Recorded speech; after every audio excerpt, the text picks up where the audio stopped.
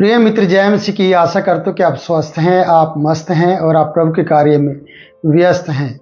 मित्रों, आज का दिन हम बाइबल में से उत्पत्ति की किताब और उसके 41वें अध्याय के कुछ पदों को देखने वाले हैं और आज हम परमेश्वर की महिमा करेंगे उन सब बातों के लिए जो परमेश्वर ने हमारे जीवन में किया है। प्रियो, आपको मैं बताना चाहता हूँ कि यूसुफ ने जब राजा फिरौन के स्वप्न को बताया और फिरौन के स्वप्न के बारे में बातचीत की और फिरौन ने अपना स्वप्न यूसुफ को बताया और वहाँ पर 7 मोटी मोटी गायें के बारे में बताया गया और 7 दुबली पतली और कुडोल गायें के बारे में बताया गया जो मोटी मोटी और सुंदर सुंदर गायें को खा गई। ये चीज़ इस बात को दर्शाती है, जो फिरौन भी बता रहा है कि ये जो पतली पतली हैं और सुकड़ी सुकड़ी गायें हैं, कुडोल हैं और बदसूरत हैं, वो उन आशीषों को खा जाती हैं जो मोटी मोटी आशीषें होती हैं, जो परमेश्वर की ओर से हमें दी जाती हैं, जिन आशीषों में हमें बना रहना चाहिए। तो यहाँ पर हम उन बातों को भी देखते हैं प्रियो कि क्या हम अपने जीवन के अंदर उन आशीषों को थाम पाते हैं।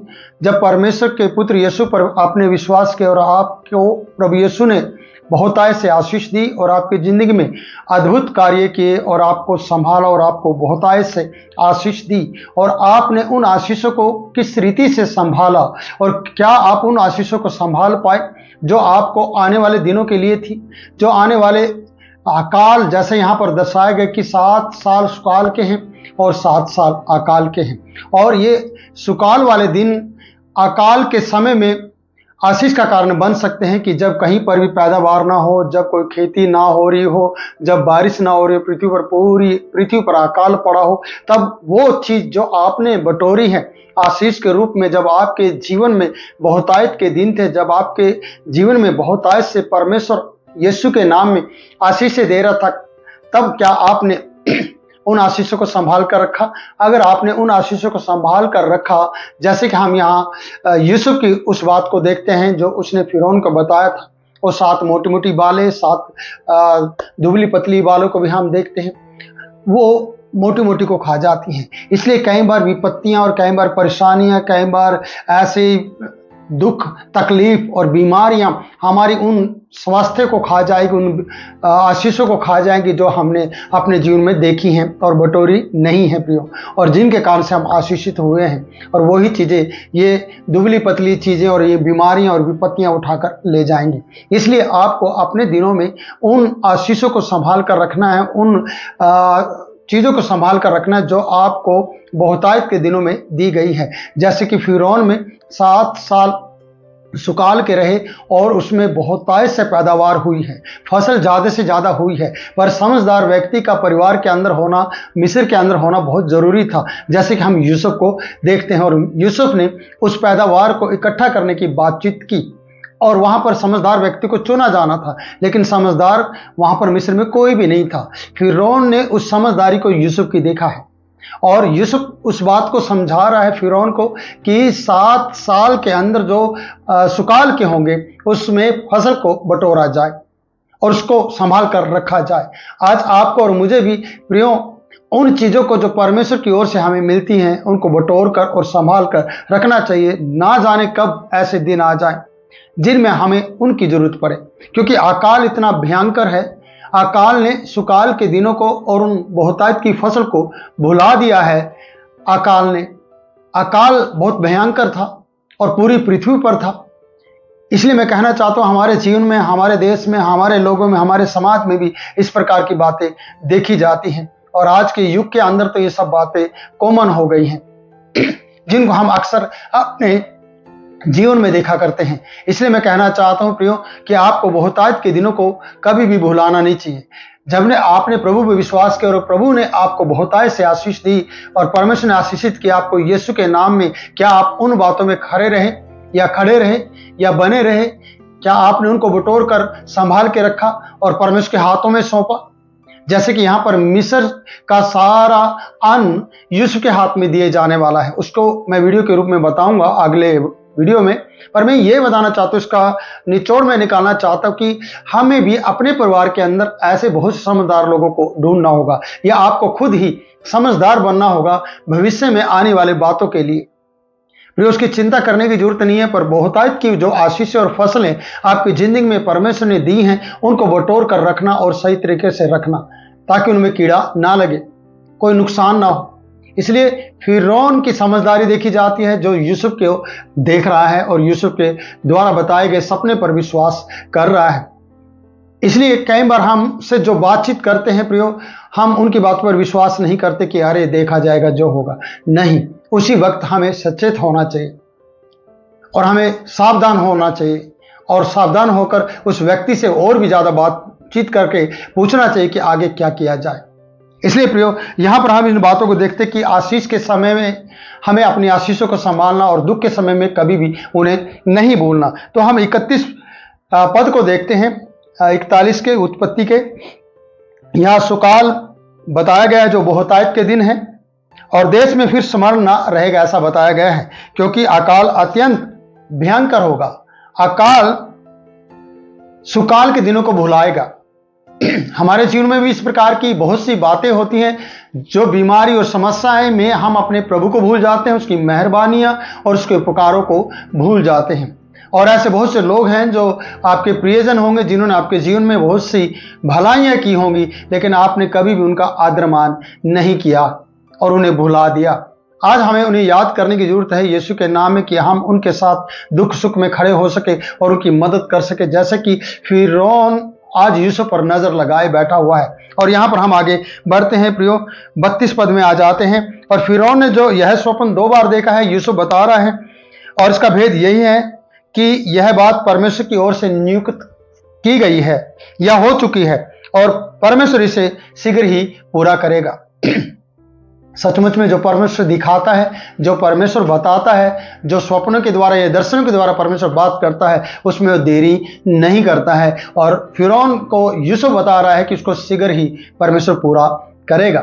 ये वो समय आ गया है यूसुफ का, जो परमेश्वर उससे अपनी महिमा ले और फिरौन के लोगों के लिए वो आशीष का कारण बने, और यहां तक कि वो अपने देश के लिए भी, कनान के लिए भी और अपने भाई बंधु के लिए भी आशीष का कारण बने। इसलिए हम 33 पद में आते हैं। इसलिए अब फिरौन किसी समझदार और बुद्धिमान पुरुष को ढूंढकर मिस्र देश पर प्रधानमंत्री बनाए। प्रियो, सचमुच में यूसुफ अपने बारे में नहीं कह रहा ये बात। यूसुफ को कोई भी इस तरीके से वो मतबली नहीं है, वो अपने फेवर की बात नहीं कर रहा है। वो स्वप्न उससे पूछा जा रहा है, उसका फल वो बता रहा है और फिरौन को सुना रहा है, और फिरौन को एक सलाह और दे रहा है कि किसी समझदार और बुद्धिमान व्यक्ति को चुने और देश के ऊपर प्रधानमंत्री बनाए। यहां पर देखा जाता है कि यूसुफ ने अपने बारे में नहीं कहा, किसी समझदार व्यक्ति के बारे में कहा है। आइए हम 34 पद को भी देखते हैं। फिरौन यह करे कि देश पर अधिकारियों को नियुक्त करे, और जब तक सुकाल के 7 वर्ष रहें तब तक वह मिस्र देश की उपज का पंचमास लिया करे, और वे इन अच्छे वर्षों में सब प्रकार की भोजन वस्तु इकट्ठा करे। अच्छे वर्षों में सब प्रकार की भोजन वस्तु को इकट्ठा करने के बारे में यूसुफ ने कहा है, प्रधानों को चुनने के बारे में कहा है, नियुक्त करने के बारे में कहा है, और एक मुख्य प्रधानमंत्री चुनने की बात की गई है, किसी समझदार व्यक्ति को लेकर, या कोई समझदार व्यक्ति हो जो इन सब बातों को हैंडल कर सके। आपके परिवार में भी और आपके जीवन में भी कोई न कोई ऐसा व्यक्ति होना चाहिए जो आपके जीवन की यात्रा में आपको सही वक्त पर, सही समय पर आपकी अगुवाई कर सके, आपको गाइडलाइन दे सके, गाइडेंस दे सके, और आपके लिए वो आशीष का कारण बने। आगे बढ़ते हैं कि फिरौन को कह रहा है कि इस बहुतायत के समय में देश की उपज में का वो पंचमास लिया करे, जैसे कि हम 10 मास को देखते हैं, और वे इन अच्छे वर्षों में सब प्रकार की भोजन वस्तु को इकट्ठा करे। 35 पद है। और नगर नगर में भंडार घर भोजन के लिए और फिरौन के वश में करके उसकी रक्षा करे। ऐसा समझदार व्यक्ति की जरूरत है प्रियो, जो भोजन वस्तुओं को इकट्ठा कर सके, और जहां से इकट्ठा करते उसी नगर के अंदर एक भोजन भंडार को बनाया जाए। जैसे कि हम गोदाम को देखते हैं, जैसे कि हम सरकारी उन अन्न भंडार को देखते हैं जो सरकार उनको रखती है संभाल कर, कि वो समय आने पर खोले जाएं और वो दिए जाए। ये रीति आज से नहीं है प्रियो, ये फिरौन के समय यानी यूसुफ की बातों से लेकर आज तक चली आ रही है। और आज तो बहुत सी तकनीक आ गई है कि बहुत से लोग अपनी उन चीज़ों को, जो खाने की चीज़ें हैं, उनको स्टोर करके रख लेती हैं ताकि वो खराब ना हो और लंबे समय तक चल सके। हमारी ज़िंदगी के अंदर भी ऐसी बहुत सी बातें होनी चाहिए जो लंबे समय तक हमारे जीवन को आशीषित रख सके। प्रियो, मैं आपसे कहूँगा इन बातों का हमें देखना है कि यहाँ अकाल के समय में से पहले सुकाल के समय में उन भोजन वस्तु को इकट्ठा करना, प्रधानमंत्री को बनाना, प्रधानों को नियुक्त करना, नगर नगर में भंडार घर बनाना, ये जो बता रहा है इससे ज़्यादा समझदार व्यक्ति और कौन मिल सकता है। और कह रहा है 36 पद में, और वह भोजन वस्तु अकाल के उन 7 वर्षों के लिए रहेगी जो मिस्र देश में आएंगे, देश के भोजन के लिए रखी रहे, और जिससे देश उस अकाल में सत्यानाश ना हो। यही है वो समझदार व्यक्ति जो ये बातें बता रहा है। प्रियो, लोग बहुत चौक्का होकर और बड़ी गहनता से या बड़ी टकटकी लगाकर उसकी तरफ देख रहे हैं। फिरौन भी देख रहा है और सुन रहा है।